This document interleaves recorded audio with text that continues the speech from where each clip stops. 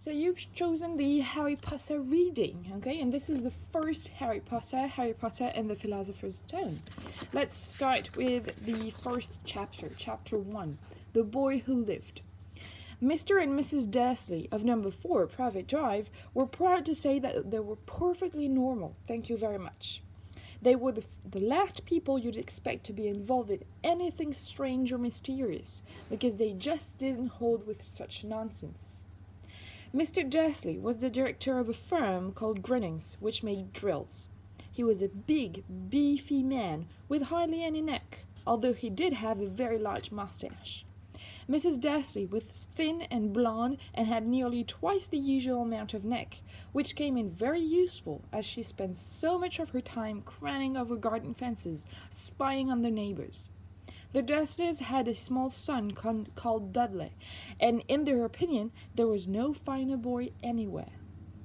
The Dursleys had everything they wanted, but they also had a secret, and their greatest fear was that somebody would discover it. They didn't think they could bear it if anyone found out about the Potters. Mrs. Potter was Mrs. Dursley's sister, but they hadn't met for several years. In fact, Mrs. Dursley pretended she didn't have a sister because her sister and her good-for-nothing husband were as un-Durleyish as it was possible to be. The Dursleys shuddered it to think what the neighbors would say if the Potters arrived in the street. The Dursleys knew that the Potters had a small son, too, but they had never even seen him. This boy was another good reason for keeping the Potters away. They didn't want Dudley mixing with a child like that. When Mr. and Mrs. Dursley woke up in the dull, grey Tuesday our story starts, there was nothing about the cloudy sky outside to suggest that strange and mysterious things would soon be happening all over the country. Mr. Dursley hummed as he picked out his most boring tie for work, and Mrs. Dursley gossiped away happily as she wrestled the screaming Dudley into his high chair. None of them noticed a large tawny owl flutter past the window. At 8:30, Mr. Dursley picked up his briefcase, pecked Mrs. Dursley on the cheek, and tried to kiss Dudley goodbye, but missed, because Dudley was now having a tantrum and throwing his cereal at the walls. "Little Tyke," chortled Mr. Dursley as he left the house. He got into his car and backed out of number 4's drive. It was on the corner of the street that he noticed the first sign of something peculiar, a cat reading a map. For a second, Mr. Dursley didn't realize what he had seen. Then he jerked his head around to look again. There was a tabby cat standing on the corner of Private Drive, but there wasn't a map in sight. What could he have been thinking of? It must have been a trick of the light. Mr. Dursley blinked and stared at the cat. It stared back. As Mr. Dursley drove around the corner and up the road, he watched the cat in his mirror. It was now reading the sign that said Private Drive. No, looking at the sign. Cats couldn't read maps or signs. But Mr. Dursley gave himself a little shake and put the cat out of his mind. As he drove towards town, he thought of nothing except a large order of drills he was hoping to get that day. But on the edge of town, drills were driven out of his mind by something else. As he sat in the usual morning traffic jam, he couldn't help noticing that there seemed to be a lot of strangely dressed people about. People in clothes. Mr. Dursley couldn't bear people who dressed in funny clothes. The get-ups he saw on young people. He supposed this was some stupid new fashion. He drummed his fingers on the strict steering wheel, and his eyes fell on a huddle of these weirdos standing quite close by. They were whispering excitedly together. Mr. Dursley was enraged to see that a couple of them weren't young at all. Why, that tall man had to be older than he was and wearing an emerald green clock. The nerve of him! But then it struck Mr. Dursley that this was probably some silly stunt. These people were obviously collecting for something. Yes, that would be it. The traffic moved on, and a few minutes later, Mr. Dursley arrived at the Grinnings car park, his mind back on drills. Mr. Dursley always sat with his back to the window in his office on the 9th floor. If he hadn't, he might have found it harder to concentrate on drills that morning. He didn't see the owls swooping past in broad daylight, though people down in the street did. They pointed and gazed open-mouthed as owl after owl sped overhead. Most of them had never seen an owl even at night time. Mr. Dursley, however, had a perfectly normal owl-free morning. He yelled at 5 different people. He made several important telephone calls and shouted a bit more. He was in a very good mood until lunchtime, when he thought he'd stretch his legs and walk across the road to buy himself a bun from the baker's opposite. He'd forgotten all about the people in cloaks until he passed a group of them next to the baker's. He eyed them angrily as he passed. He didn't know why, but they made him uneasy. This lot were whispering excitedly too, and he couldn't see a single collecting thing. It was on his way back past them, clutching a large doughnut in a bag, that he caught a few words of what they were saying. The Potters, that's right, that's what I heard. Yes, their son, Harry. Mr. Dursley stopped dead. Fear flooded him. He looked back at the whispers as if he wanted to say something of them, but thought better of it. He dashed back across the road, hurried up to his office, snapped at his secretary not to disturb him, seized his telephone, and had almost finished dialing his home number when he changed his mind. He put the receiver back down and stroked his mustache, thinking. No, he was being stupid. Potter wasn't much an unusual name. He was sure there were lots of people called Potter who had a son called Harry. Come to think of it, he wasn't even sure his nephew was called Harry. He'd never even seen the boy. It might have been Harvey or Harold. There was no point in worrying Mrs. Dursley. She always got so upset at any mention of her sister. He didn't blame her if he had a sister like that. But all the same, those people in cloaks. He found it a lot harder to concentrate on drills that afternoon, and when he left the building at 5 o'clock, he was still so worried that he walked straight into someone just outside the door. Sorry, he grunted, as the tiny old man stumbled and almost fell. It was a few seconds before Mr. Dursley realized that the man was wearing a violet cloak. He didn't seem at all upset at being almost knocked off to the ground. On the contrary, his face split into a wide smile, and he said in a squeaky voice that made passers-by stare, "Don't be sorry, my dear sir, for nothing could upset me today. Rejoice, for you know who has gone at last. Even muggles like yourself should be celebrating this happy, happy day." And the old man hugged Mr. Dursley around the middle and walked off. Mr. Dursley stood rooted to the spot. He had been hugged by a complete stranger. He also thought he had been called a muggle, whatever that was. He was rattled. He hurried to his car and set off home, hoping he was imagining things, which he had never hoped before because he didn't approve of imagination. As he pulled into the driveway of number 4, the first thing he saw, and it didn't improve his mood, was the tabby cat he'd spotted that morning. It was now sitting on his garden wall. He was sure it was the same one. It had the same markings around its eyes. "Shoo!" said Mr. Dursley loudly. The cat didn't move. It just gave him a stern look.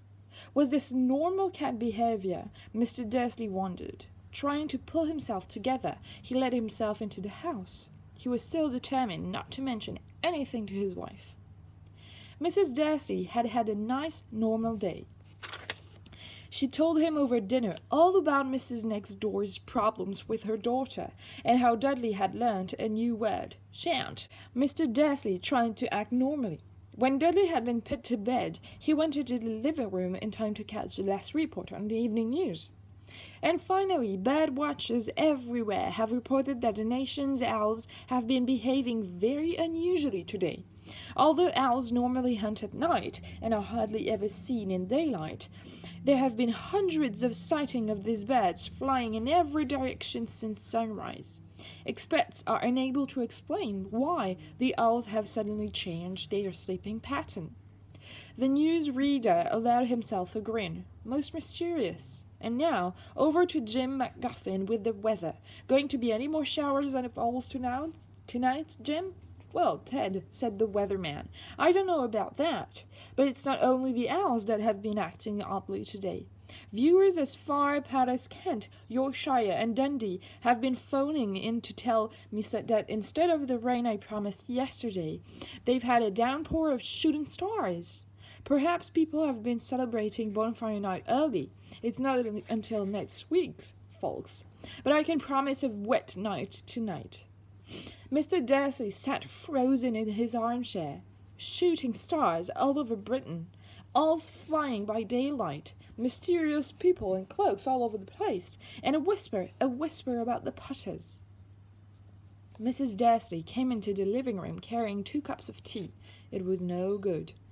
He'd have to say something to her. He cleared his throat nervously.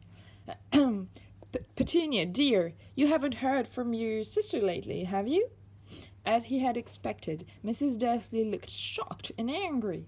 After all, they normally pretended she didn't have a sister. No, she said sharply. Why?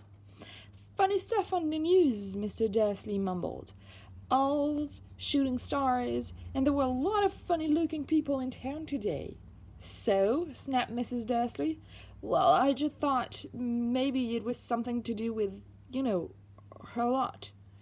Mrs. Darcy sipped her tea through pursed lips. Mr. Darcy wondered whether he dared tell her he'd heard the name Potter. He decided he didn't dare. Instead, he said as casually as he could, their son, he'd be about Dudley's age now, wouldn't he? I suppose so, said Mrs. Darcy stiffly. What's his name again? Howard, isn't it? Harry. Nasty common name, if you ask me. Oh, yes, said Mr. Darcy, his heart sinking horribly. Yes, I quite agree. He didn't say any other word on the subject as they went upstairs to bed. While Mrs. Darcy was in the bathroom, Mr. Darcy crept to the bedroom window and peered down into the front garden. The cat was still there. It was staring down Private Drive as though it was waiting for something. Was he imagining things? Could all of this have anything to do with the Potters? If it did, if it got out that they were related to a pair of, well, he didn't think he could bear it. The Dursleys got into bed. Mrs. Darcy fell asleep quickly, but Mr. Darcy lay awake, turning it all over in his mind.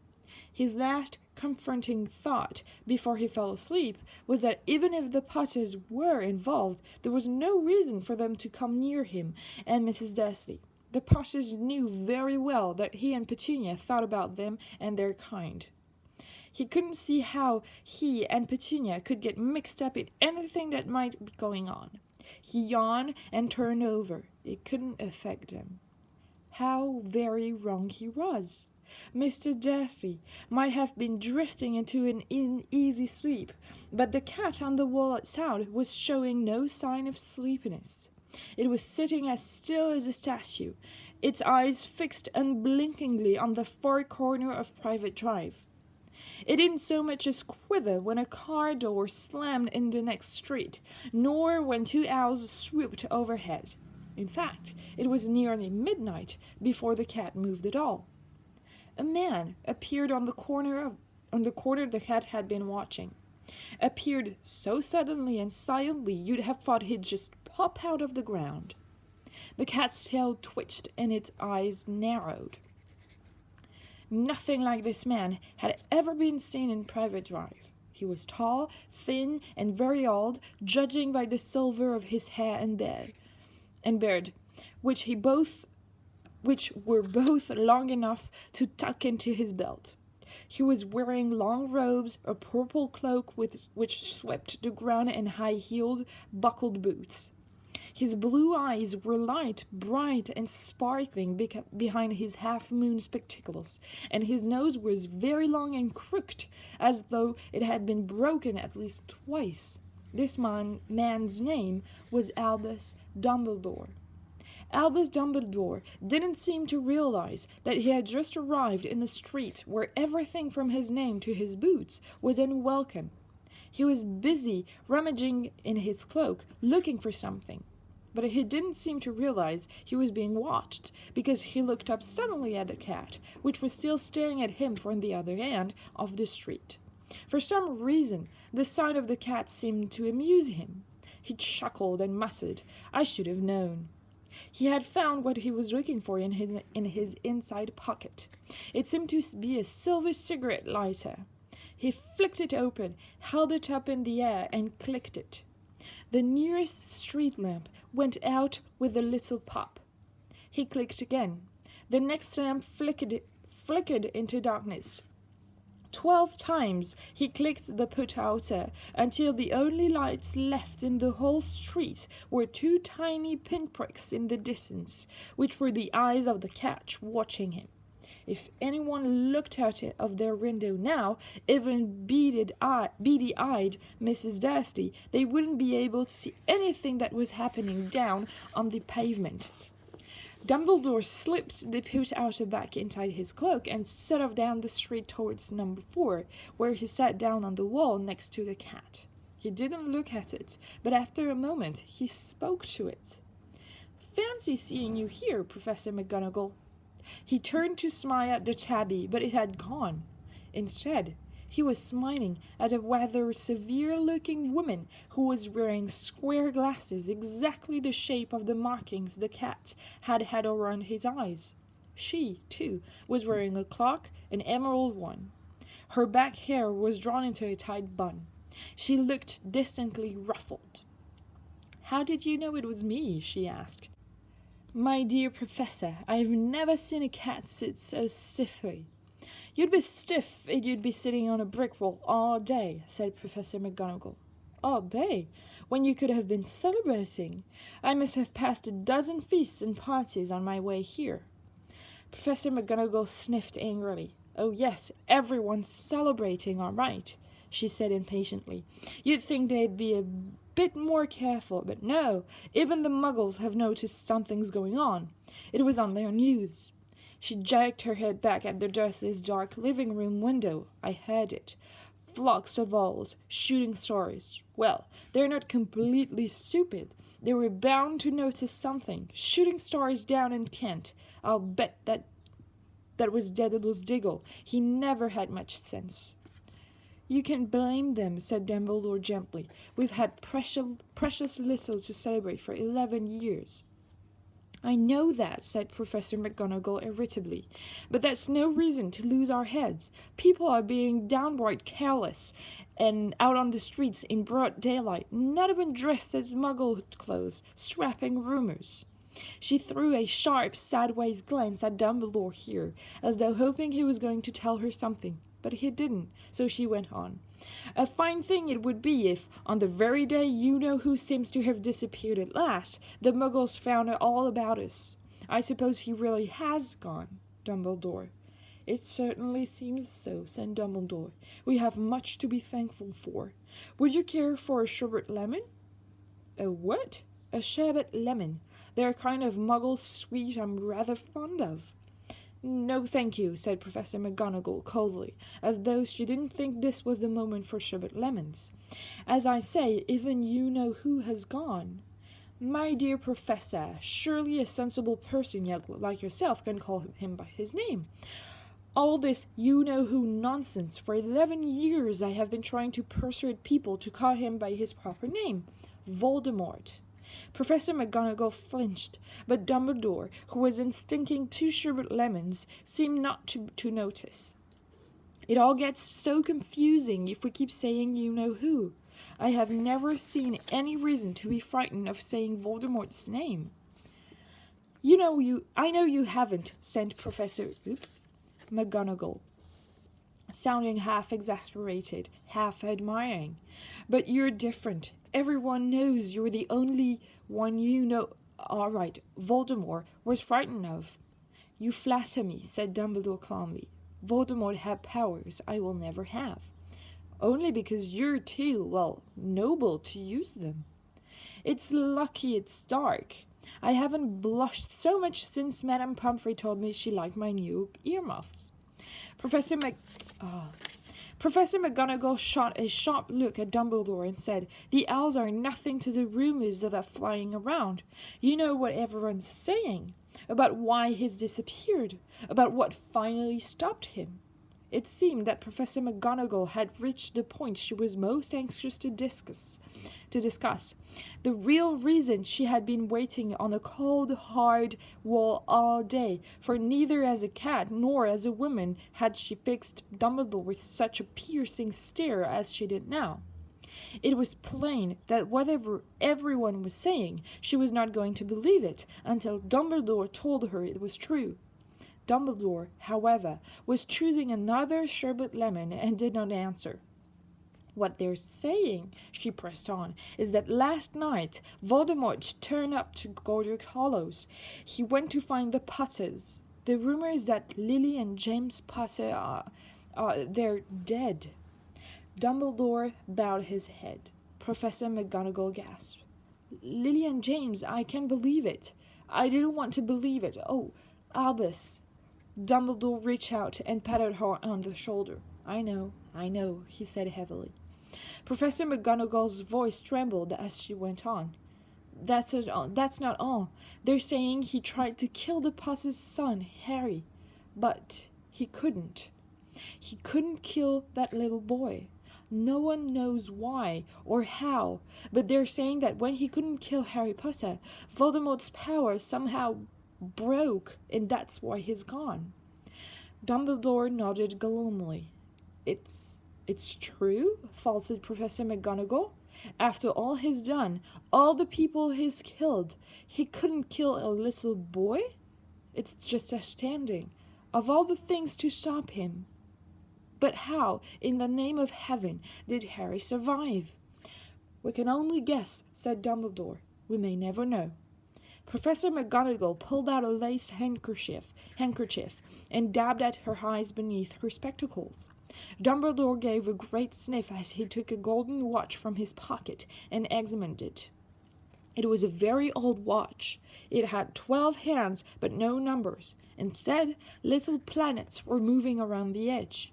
It must have made sense to Dumbledore, though, because he put it back into his pocket and said, Hagrid's late. I suppose it was he who told you he'd be there, by the way. Yes, said Professor McGonagall, and I don't suppose you're going to tell me why you're here, of all places. I've come to bring Harry to his aunt and uncle. They're the only family he has left now. You can't mean the people who live here, cried Professor McGonagall, jumping to her feet and pointing at number 4. Dumbledore, you can't. I've been watching them all day. You couldn't find 2 people who are less like us. And they've got this son. I saw him kicking his mother all the way up the street, screaming for sweets. Harry Potter, come and live here. It's the best place for him, said Dumbledore firmly. His aunt and uncle will be able to explain everything to him when he's older. I've written them a letter. A letter, repeated Professor McGonagall faintly, sitting back down on the wall. Really, Dumbledore, you think you can explain all this in a letter? These people will never understand him. He'll be famous, a legend. I wouldn't be surprised if today was known as Harry Potter Day in future. There will be books written about Harry. Every child in our world will know his name. Exactly, said Dumbledore, looking very seriously over the top of his half-moon glasses. It would be enough to turn in any boy's head. Famous before he can walk and talk. Famous for something he won't even remember. Can't you see how much better off he'll be growing up away from all that until he's ready to take it? Professor McGonagall opened her mouth, changed her mind, swallowed, and then said, Yes, you're right, of course, but how is the boy getting here, Dumbledore? She eyed his cloak suddenly as though she thought he might be hiding Harry underneath it. Hagrid's bringing him. You think it wise to trust Hagrid with something as important as this? I would trust Hagrid with my life, said Dumbledore. I'm not saying his heart isn't in the right place, said Professor McGonagall grudgingly. But you can't pretend he's not careless. He does tend to... What was that? A low, rumbling sound had broken the silence around them. It grew steadily louder as they looked up and down the street for some sign of a headlight. It swelled to a roar as they both looked up at the sky, and a huge motorbike fell out of the air and landed on the road in front of them. In the motorbike was it was nothing to the man sitting astride it. He was almost twice as tall as a normal man, and at least 5 times as wide. He looked simply too big to be allowed, and so wild. Long tangles of bushy black hair and beard hid most of his face.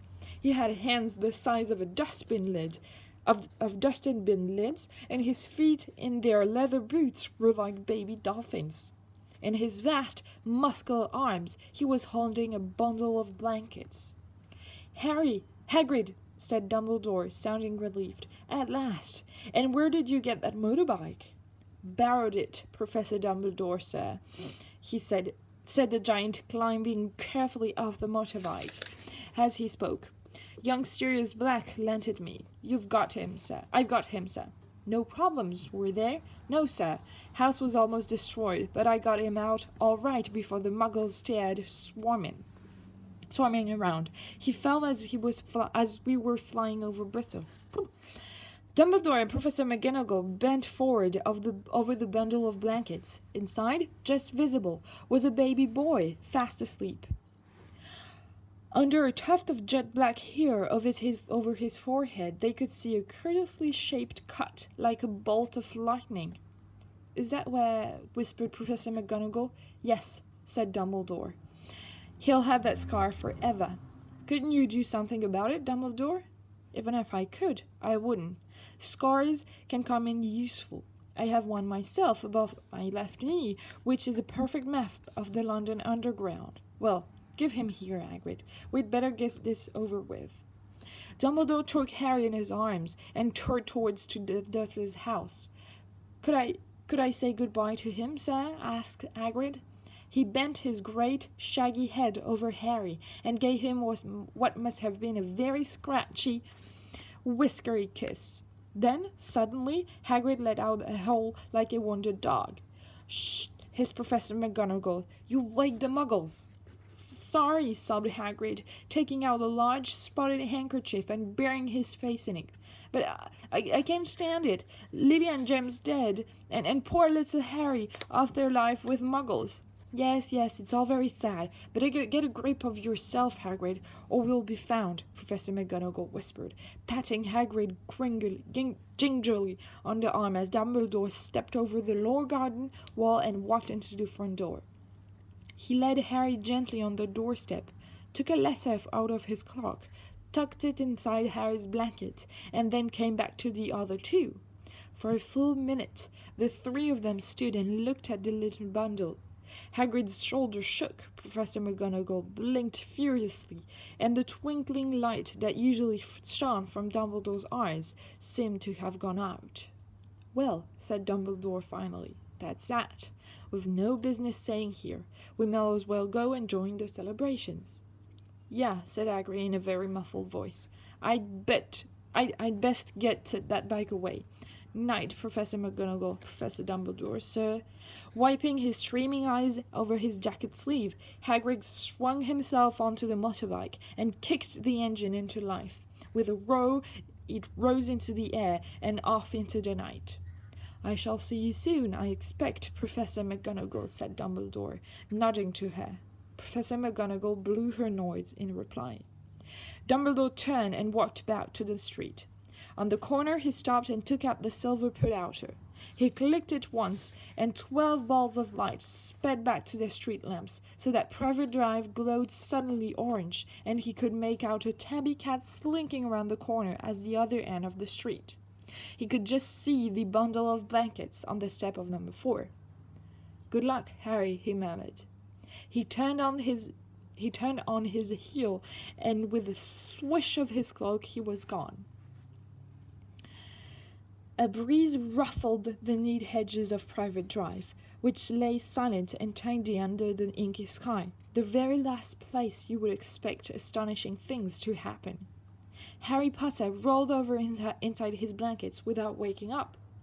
One small hand closed on the letter beside him, and he slept on, not knowing he was special, not knowing he was famous, not knowing he would be woken in a few hours' time by Mrs. Dursley's scream as he opened the front door to put out the milk bottles, nor that he would spend the next few weeks being prodded and pinched by his cousin Dudley. He couldn't know that at this very moment, people meeting in secret all over the country were holding up their glasses and saying in hushed voices, "To Harry Potter, the boy who lived." And next time, we'll read chapter number 2, The Vanishing Glass.